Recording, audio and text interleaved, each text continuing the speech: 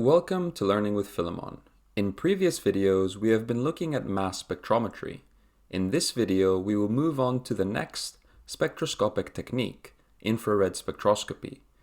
Infrared spectroscopy is used to determine the types of bonds present in a molecule, and as a result, the functional groups present.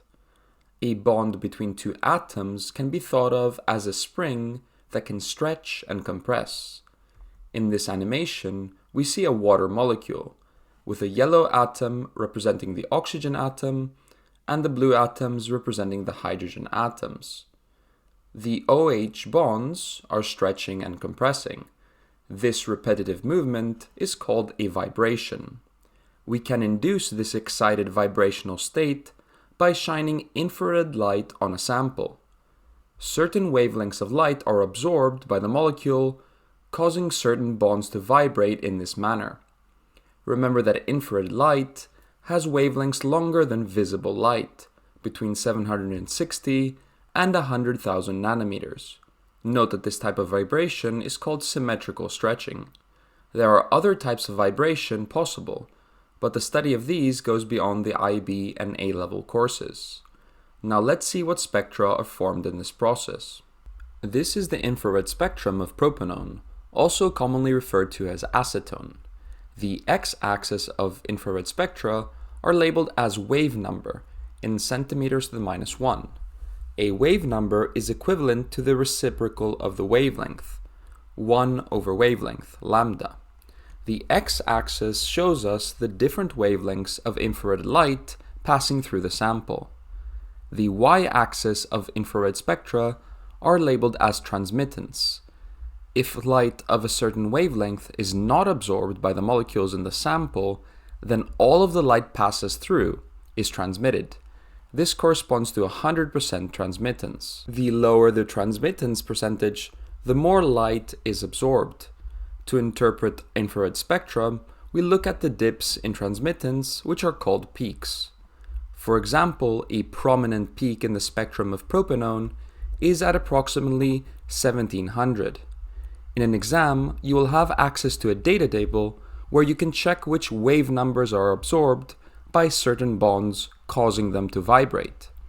1700 corresponds to the stretching vibration of a carbon-oxygen double bond. Another peak you will see in almost all organic compounds is at approximately 3000 wave numbers. This corresponds to the stretching vibration of a carbon-hydrogen bond. Although there are a lot of peaks below 1500, they are too complex to analyze. This is called the fingerprint region, as it is unique for every molecule. Instead of analyzing it ourselves, we can use programs to match this region with other spectra on a database. If this were a spectra of an unknown compound, we would have acquired the information that the compound contains carbon-oxygen double bonds and carbon-hydrogen bonds. The presence of a carbon-oxygen double bond means that the molecule could be a ketone, an aldehyde, a carboxylic acid, or an ester. If the compound contained an oxygen-hydrogen bond from a carboxylic acid, we would see a strong and broad peak between 2500 to 3000. As this is not present, the compound cannot be a carboxylic acid.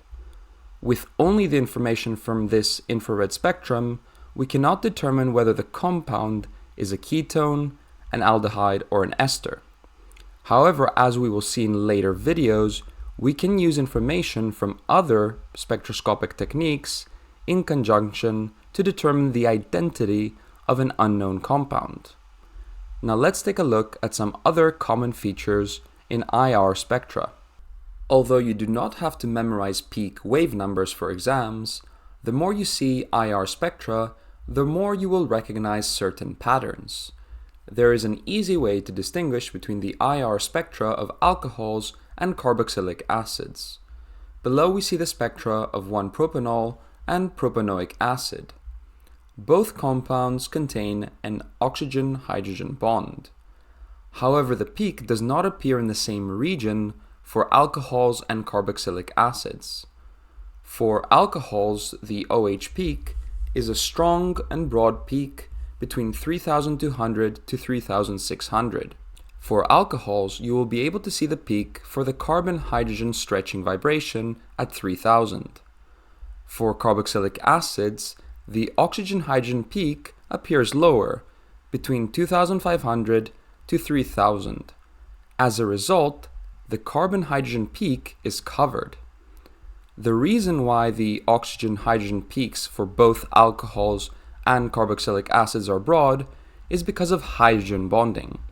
Hydrogen bonding between hydroxyl groups leads to some variations in oxygen-hydrogen bond strengths. The energy required for vibration depends on bond strength. So if the bond strength is changed, so is the wavelength of light required to reach an excited state. However, this aspect of infrared spectra is beyond the IB and A-level courses. Another way to distinguish between these two functional groups is that carboxylic acids will have a peak around 1700, corresponding to the stretching vibration of a carbon-oxygen double bond. This peak is not present for alcohols. For more practice with infrared spectra, please try the questions in the description. Thank you for listening.